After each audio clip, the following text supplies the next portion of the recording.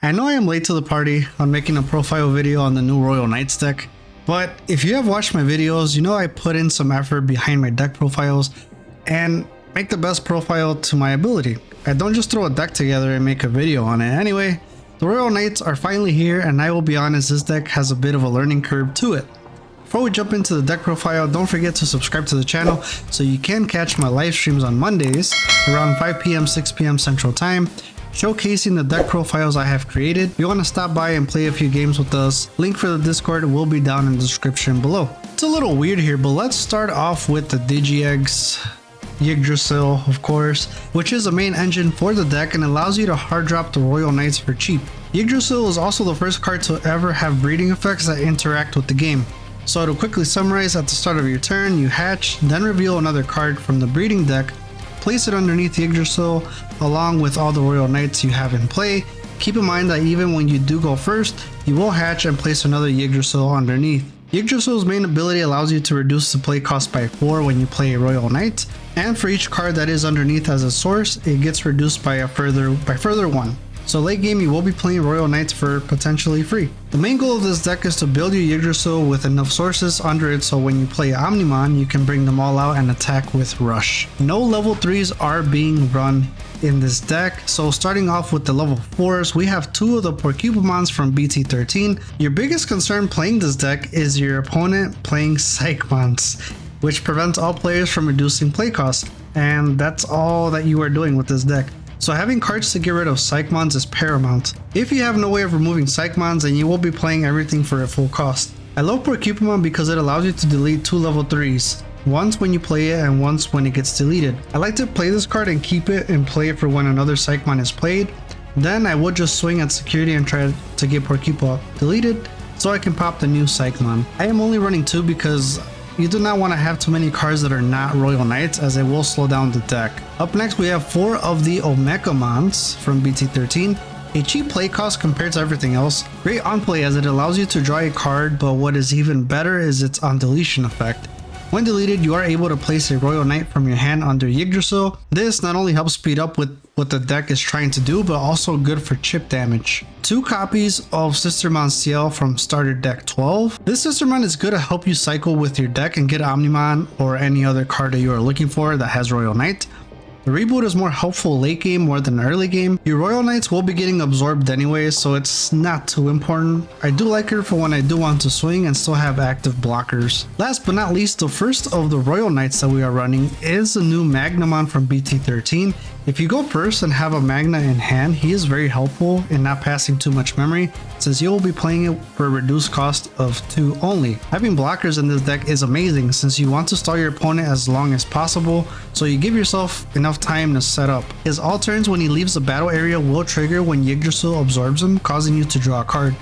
In the first few versions of this deck I was running, I did use a jamming Vmon, and I did like it since my opponent was forced to delete the Vmons, and not to mention I could play one when Magna left the battle area. Oddly enough, I felt like it slowed down the deck because then if I could not play it via Magnamon's effect, I would have to drop it for 3. I prefer to play a Royal Knight and continue to build the Yggdrasil stack. There are different versions of this deck that you could run by adding different Sistermons or adding more copies than what I run.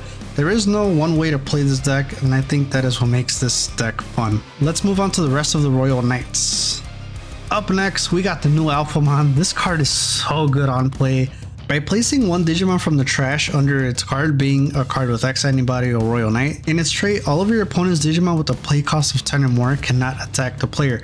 Be careful as your Digimon can still be attacked. All turns once per turn, if you were to be removed from play by an effect, you can trash this card from its source to prevent it from leaving play. Yes, this effect does work when Yggdrasil attempts to absorb Alpha.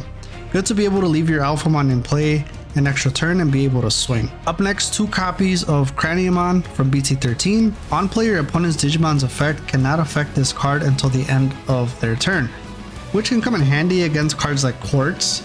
At the end of your opponent's turn, you are able to select a Digimon and your opponent must attack with it. I love this because if your opponent is building up their main Digimon, you can force it to swing, potentially deleting it.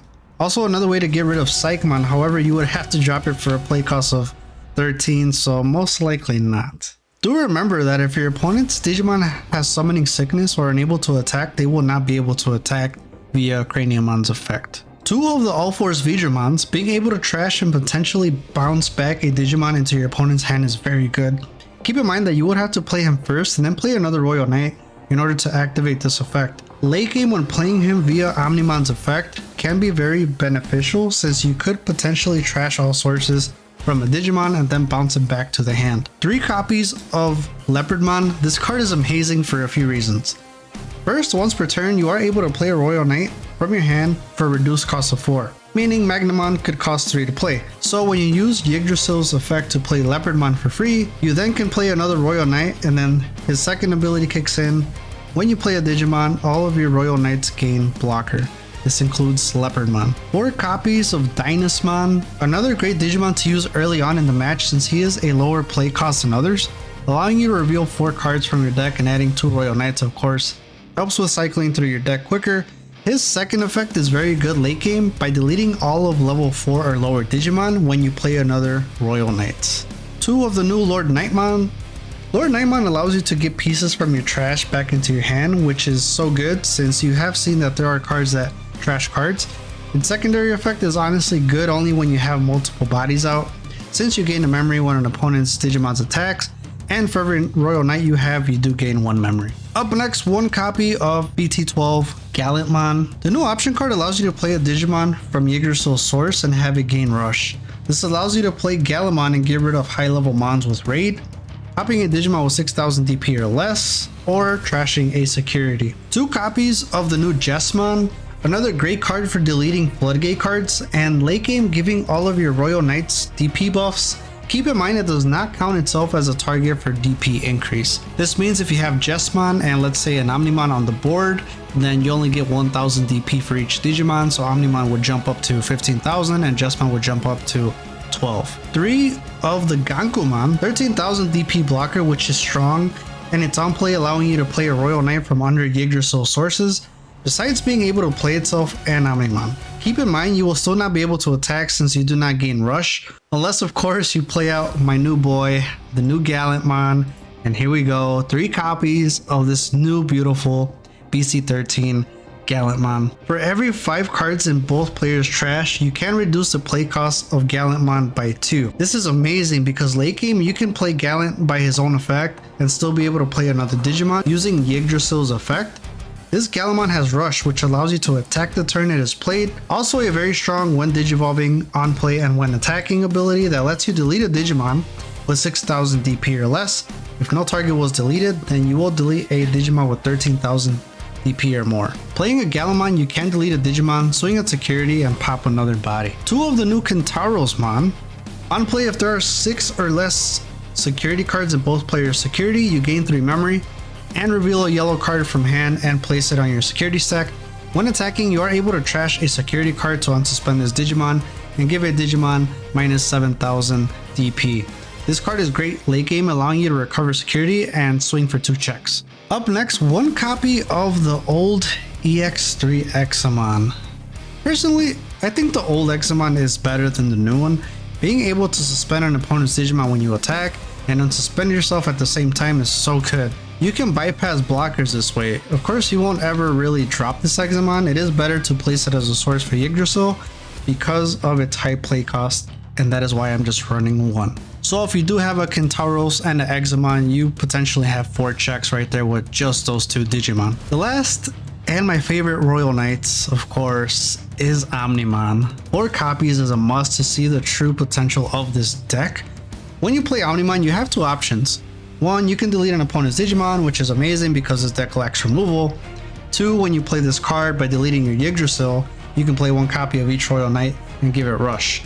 Correct me if I am wrong, but if you have another Omnimon under Yggdrasil, you can play it out, triggering its Gaia Force effect. Just remember, you can't play 2 of the same cards.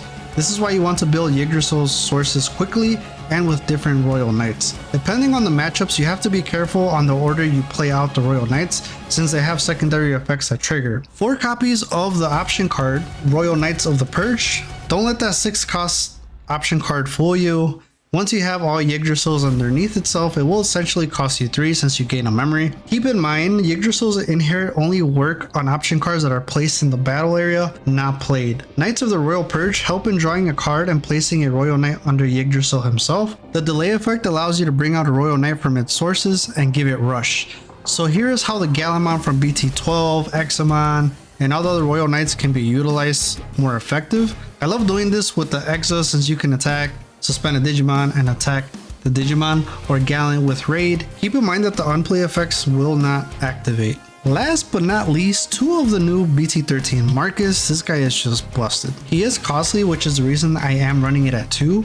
And I prefer to run 2 per Cupa, but it is nice to have a memory set tamer. Of course, why he is being used is because of its on-play effect, allowing to suspend itself and give a Digimon minus 3000 DP. So yet another way of dealing with floodgate cards. I am wrapping up my Alphamon deck profile, so if you want to check that out, make sure you are subbed and I will see you there.